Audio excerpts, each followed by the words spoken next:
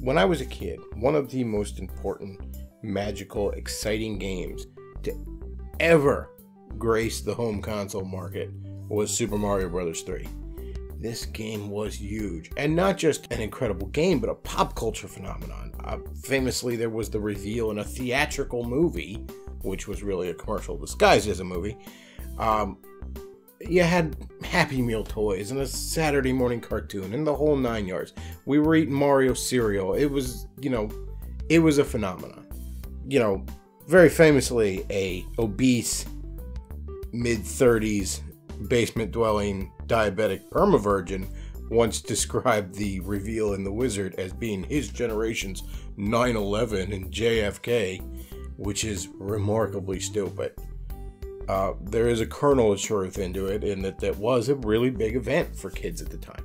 And Mario 3 was one of those games that just filled to the brim with secrets. It felt like there was no end to what you could discover in this game, which meant that there was a lot of bullshitters making up things they had discovered in this game. One of the rumors that was floating around my elementary school was that there was a power-up in there, I guess called Adventure Mario. Everyone referred to it as Indiana Jones Mario, where Mario would have a Indiana Jones-like fedora, and he would be able to hit things with a whip, almost Castlevania style. This power-up didn't exist in the game. As a wee lad, though, this was a time before the internet. I mean, the internet technically existed, but nobody had it. It existed in like military bases and colleges, I guess, but nobody was online. The internet wasn't this repository of useless trivia the way it is now. And even strategy guides were rare to come by back in the day. I mean, I don't remember a lot of game stores back in the late 80s, early 90s. There was a few, but primarily you bought your games in toy stores. Not a lot of strategy guides. I mean, there was Nintendo Power, whatever information it felt like trickling out at you. But by and large, you had to discover things in games yourselves, for better or worse. And that meant that people could bullshit. There was a lot of myths. And this was one of them. Now, what I find interesting about this myth is, well, first of all, as a kid, I scoured that game looking for it. I used the Game Genie to get, invincibility codes and the permanent, P-Wing flight powers, and I combed through meticulously every pixel of every level trying to find that power-up. Because I was assured by multiple sources that it was there. Everyone had, their brother's best friend's cousin whose dad works for Nintendo found it or something. Everyone was telling you that, no, it's there. It's in World 5. No, it's in World 7. No. I'm pretty sure it's in World 6. Yeah, it's in one of the ice levels. Pretty sure that's where it is. I scoured that game looking for it. Never found it. Years go by. I just accept that, kids were being kids and bullshitting on the playground.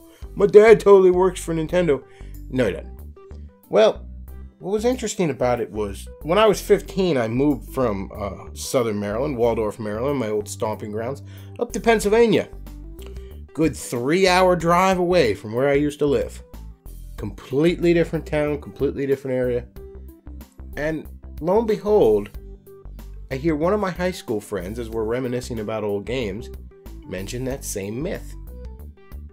Well, this settles it in my mind.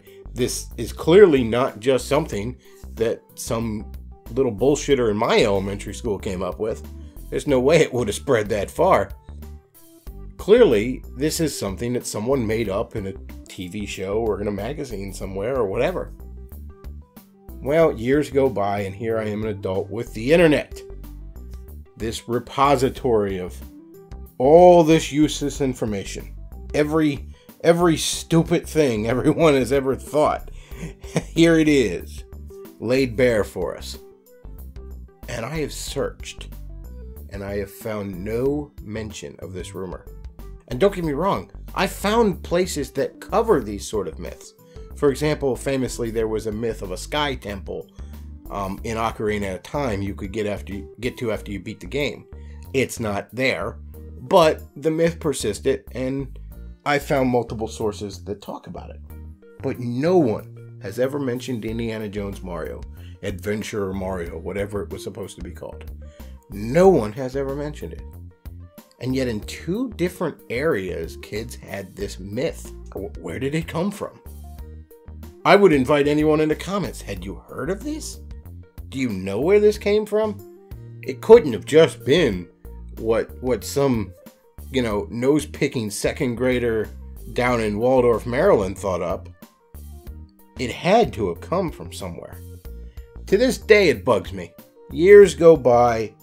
Every once in a while, I think of it, and I do some Googling. I hit the Bing. I'll even dig up ask.com out of desperation. Can't find any mention of it anywhere. I don't know. Maybe it's a coincidence. Maybe just 2 different people thought up the same ridiculous nonsense. Or maybe it's just something that spread from school to school. Who knows? But I'll never forget the legend of Indiana Jones Mario, because it reminds me of a time when, again, for better or worse, there was a mystique to video games that in the age of, 100% complete walkthroughs 3 days after the game comes out, just isn't there.